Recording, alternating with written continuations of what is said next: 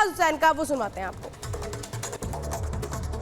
शाहनवाज जी, जो नतीजे आए हैं एग्जिट पोल के, क्या आपको लगता है कि वो एग्जैक्ट पोल में कन्वर्ट हो? एग्जैक्ट पोल है, उससे भी आगे आने वाला है।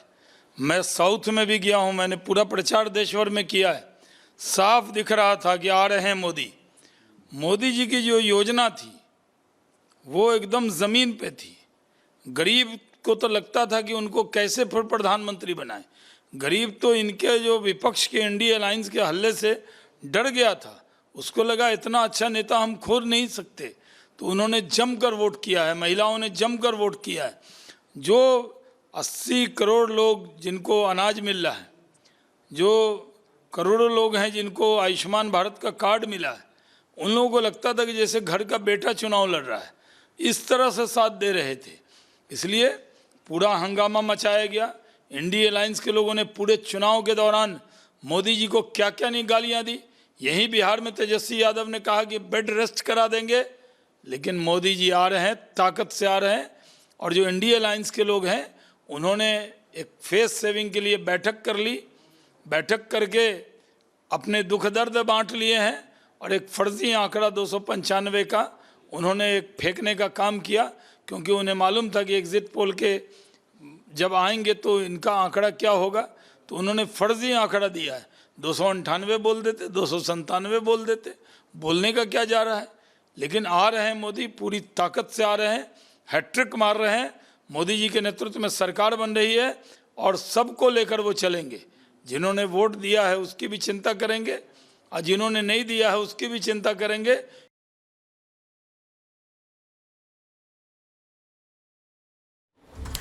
और अब आपको दिखाते हैं कि देश का एग्जिट पोल क्या कह रहा है। वो सरकार जो 4 जून को बनने वाली है, उसको लेकर एग्जिट पोल के आंकड़े ये है जो आप इस वक्त देख रहे हैं। 317 बीजेपी के खाते में, कांग्रेस के खाते में सिर्फ 55। यानी जो सारे दावे, जो सारे बयान है बकौल एग्जिट पोल, वो धराशायी होते हैं। डीएमके 27 सीटें लेकर आ रही है, टीएमसी 19 सीटें लेकर आ रही है। यानी टीएमसी का खाता गिर रहा है इन चुनावों में।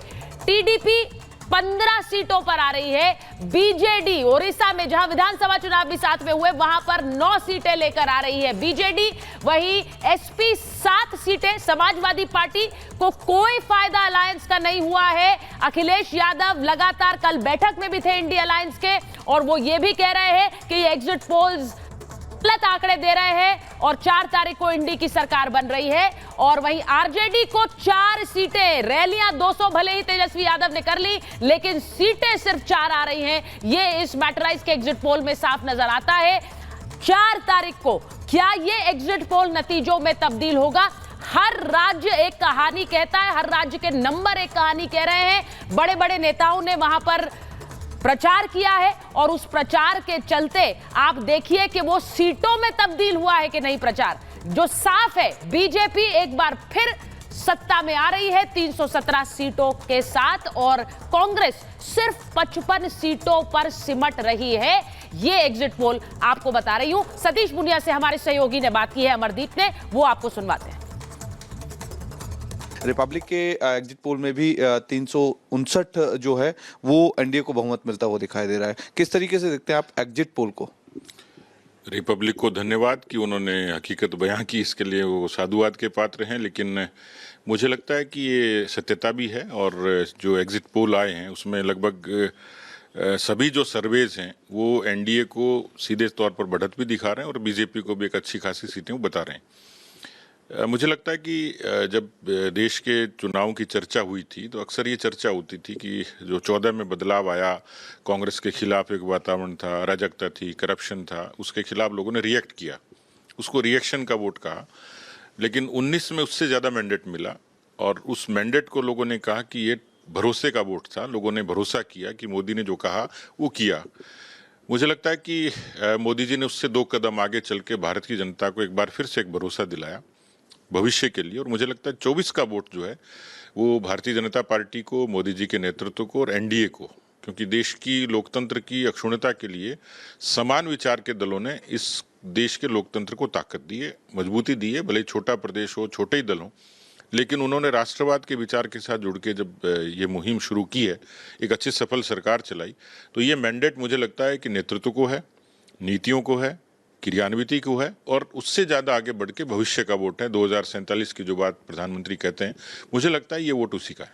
प्रधानमंत्री नरेंद्र मोदी ने चुनाव से ठीक पहले विकसित भारत का संकल्प लेते हुए और 400 पार का नारा दिया था, लेकिन विपक्ष जो है पहले ही फेज के बाद में लगातार इस चीज को टारगेट कर रहा था कि 250 भी सीटें नहीं आनी है बीजेपी की, बीजेपी पीछे रहेगी, एनडीए जो है वो पीछे रहेगा, 400 पार नहीं जाने वाला, इस तरीके की चीजें निकल के आई। लेकिन एग्जिट पोल जब आ चुके हैं सामने, लेकिन उसके बावजूद भी अब खड़गे साहब कह रहे हैं कि 295 में तो हम ही आ रहे हैं, एनडीए गठबंधन आ रहा है। देखिए, मुझे लगता है कि लोग सपने रात को देखते हैं और बहुत सुबह के सपने तो कहते हैं सच हो जाते हैं, लेकिन वो दिन में देख रहे हैं जिसमें सच होने की कोई गुंजाइश नहीं है।